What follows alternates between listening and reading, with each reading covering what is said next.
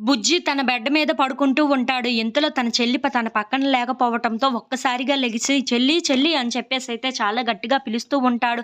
ఎంతకీ కనిపించకపోవటంతో తను గౌతమ్ దగ్గరికే వెళ్ళి ఉంటుంది. ఆ గౌతమ్ గాడే తీసుకొని వెళ్ళిపోయి ఉంటాడు నా చెల్లిని అని చెప్పేసైతే బయటికి వస్తూ ఉంటాడు. ఇంతలో తన చెల్లితో గౌతమ్ చాలా సరదాగా మాట్లాడుతూ తనకు కబుర్లు చెప్తూ ఉంటాడు. అది చూడగానే అక్కడ ఉన్న బుజ్జికి చాలా కోపం వచ్చేసి, "ఏం చేస్తున్నావు నువ్వు? నా చెల్లిని ఎందుకు నా పక్క దగ్గర నుండి తీసుకొని వచ్చేసావు?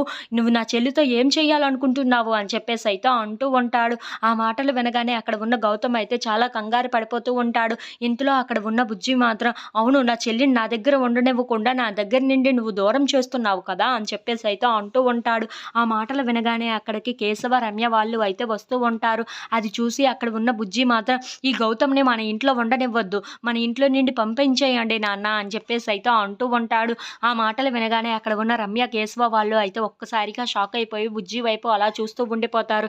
ఇంతలో అక్కడ ఉన్న బుజ్జి మాత్రం, "అవును, మా గౌతమ్ గాని ఇంట్లో ఉంటే నేను ఈ ఇంట్లో ఉండను. నేను ఎక్కడికైనా బయటికి వెళ్ళిపోతాను. లేదంటే ఈ గౌతమ్‌నే ఇంట్లో నుండి బయటకు తోసేయండి. మా ఇద్దరిలో ఎవరో ఒకళ్ళమే ఉంటాము" అని చెప్పేసైతే అంటూ ఉంటాడు. ఆ మాటలు వినగానే అక్కడ ఉన్న వాళ్ళందరూ అయితే ఒక్కసారిగా షాక్ అయిపోయి బుజ్జి వైపు అలా చూస్తూ ఉండిపోతారు. ఇంతలో అక్కడ ఉన్న కేశవ అయితే, "ఏంటి ఇలా మాట్లాడుతున్నాడు బుజ్జి" అని చెప్పేసైతే అనుకుంటూ ఉంటాడు. ఇంతలో అక్కడ ఉన్న బుజ్జి మాత్రం, "అవును, ఈ గౌతమ్ ఉన్న ఇంట్లో నేను ఉండను. నా చెల్లిని నా దగ్గర నుండి దూరం చేస్తున్నాడు. వీడు ఎప్పుడు చూసినా నా చెల్లితోనే ఆటలాడుకుంటున్నాడు. మరి నేను ఎప్పుడు ఉండేది నా చెల్లితో" అని చెప్పేసైతే అంటూ ఉంటాడు.